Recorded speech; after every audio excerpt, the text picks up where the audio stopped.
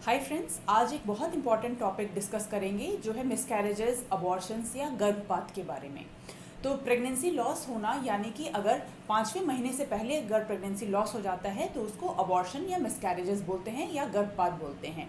और जनरली इसको डिवाइड करते हैं हम अर्ली मिसकैरेजेस और लेट मिसकैरेजेस में। तो अगर 6 या 7 हफ्ते से पहले मिसकैरेज हो रहा है तो उसे अर्ली मिसकैरेज कहते हैं, और उसके बाद हुए मिसकैरेजेस को लेट मिसकैरेजेस कहते हैं, क्योंकि इन दोनों के कारण मोटा मोटी अलग हो जाते हैं, डिफरेंट रीजंस होते हैं। कई बार हमारे पेशेंट्स का ये सवाल होता है कि अगर एक मिसकैरेज हो जाता है तो उसके कितने दिनों के बाद दोबारा प्रेगनेंसी हम प्लान कर सकते हैं। तो इसके लिए सबसे इंपॉर्टेंट होता है ये जानना कि वो क्यों मिसकैरेजेस हुए हैं। कई बार जो अर्ली मिसकैरेजेस होते हैं, जो 6-7 हफ्ते में ही मिसकैरेजेस हो जाते हैं, वो जेनेटिक प्रॉब्लम्स की वजह से होते हैं। अगर भ्रूण में किसी तरह का क्रोमोसोमल या जेनेटिक प्रॉब्लम है तो वो आगे नेचुरली नहीं बढ़ पाता है और वो मिसकैरी कर जाता है। कई बार मिस्ड अबॉर्शंस होते हैं कि अर्ली स्कैन में प्रेगनेंसी दिखी थी, बट जब आप नेक्स्ट स्कैन के लिए गए हैं तो उसमें धड़कन नहीं बनी है और वो मिसकैरेज हो गया है, और जिसके लिए आपको मेडिसिन दिए जा सकते हैं या हल्की फुल्की डीएनसी या सक्शन इवैक्यूएशन करना पड़ सकता है। तो जनरली जब अर्ली मिसकैरेजेस होते हैं तो 1-2 हफ्ते के बाद अल्ट्रासाउंड करके हम झिल्ली चेक करते हैं, यूट्रस की लाइनिंग चेक करते हैं कि कोई भी टिश्यू प्रेगनेंसी का बचा तो नहीं है, यूट्रस की लाइनिंग क्लियर है या नहीं है। और अगर ऐसा है तो आप नेक्स्ट मंथ या 1 मंथ के ब्रेक के बाद दोबारा प्रेगनेंसी प्लान कर सकते हैं।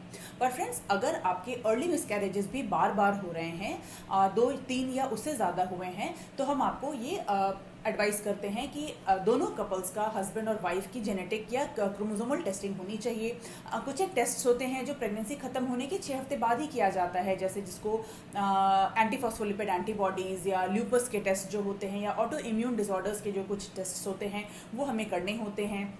फिर आप देखो कि अगर आपका वेट बहुत ज़्यादा है और लाइफस्टाइल में कुछ प्रॉब्लम्स हैं तो आप उसको इम्प्रूव करिए, डाइट को ठीक करिए, वेट अपना बीएमआई नॉर्मल करिए, किसी डाइटिशियन से कांटेक्ट में आइए और थोड़ा हेल्दी होने के बाद ही प्रेगनेंसी प्लान करिए। दूसरी इंपॉर्टेंट चीज़ होती है, अगर आपकी hormones like thyroid, prolactin, sugar levels या ब्लड प्रेशर में कुछ प्रॉब्लम्स हैं तो पहले उसको ट्रीट करिए, ठीक करिए, और उसके बाद ही दोबारा प्रेगनेंसी प्लान करिए।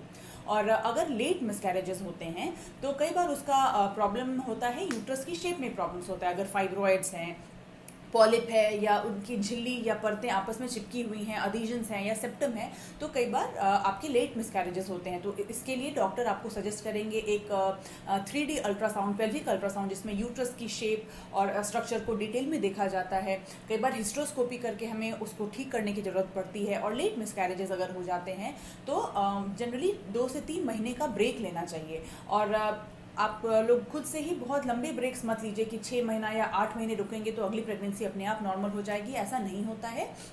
जनरली ओवेरियन एजिंग होती रहती है और आप जितना डिले करोगे वो आपके लिए अच्छा नहीं होता है। तो अगर आपके मिसकैरेजेस हो रहे हैं, बार बार मिसकैरेजेस हो रहे हैं, तो एडवाइस किया जाएगा कि आप अपने गायनेकोलॉजिस्ट से पहले एक बार संपर्क करिए और उसके बाद ही प्रेगनेंसी प्लान करिए। Thank you friends.